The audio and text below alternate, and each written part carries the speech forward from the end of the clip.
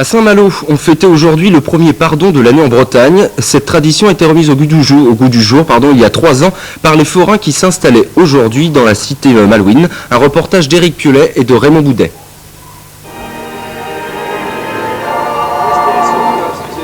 C'est le plus ancien pardon malouin. Première procession dès le XIIIe siècle pour honorer Saint-Ouen, à qui on prêtait le pouvoir de diriger les vents.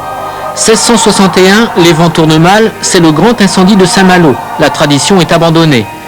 Elle reprend en 1927 avec le pardon des Terre-Nova, auquel s'ajoute la fête de la Sainte-Ouine et le baptême des Morutiers. Arrêt en 67, faute de bateaux à bénir. En 91, les forains relancent la fête et le pardon. Aujourd'hui, ils défilent avec les corsaires malouins, qui portent la Stella Maris, une maquette de voilier. Ce pardon, dans le temps, il y avait toujours une maquette de bateau qui y participait. Et comme l'année dernière, on avait mis une bisquine, mais la bisquine n'est pas le bateau de Saint-Malo, il fallait qu'il y ait un bateau de Saint-Malo. Donc on a remis un Terre-Nova de Saint-Malo qui s'appelle le Stella Maris, qui était un bateau qui partait aux environs de 1920 à la pêche, comme on disait à Saint-Malo, aux poissons molus. Le pardon ouvre la fête de la Sainte-Ouine, mais tout le monde n'est pas converti. Les marins malouins n'ont pas encore voulu s'associer à la cérémonie.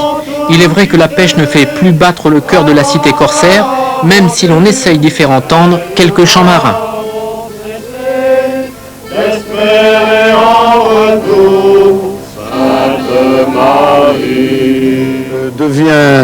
Devient la fête annuelle et j'espère qu'on va pouvoir animer toutes ces rues de Saint-Malo. À la sortie de la grand-messe, hier matin à Saint-Malo, le pardon de Saint-Ouen. Dans la rue, des scènes de vie médiévale jouées par la compagnie du Tronchet et orchestrées par le groupe Paubran. Une fête remise au goût du jour il y a 5 ans et qui fait revivre une tradition qui avait disparu depuis longtemps.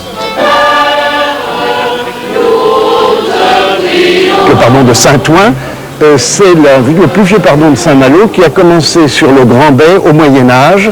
Aux environs de 1300, on allait honorer les reliques de Saint-Ouen, l'ancien évêque de Rouen, qui avait le pouvoir, avec sa crosse, de faire tourner le vent dans le sens que l'on souhaitait.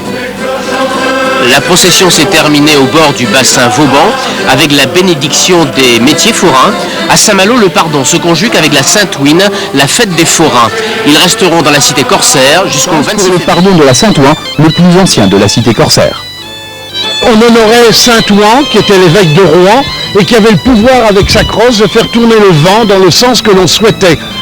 Alors les marins, évidemment, allaient le voir très souvent, et il y avait son pardon à cette période de l'année.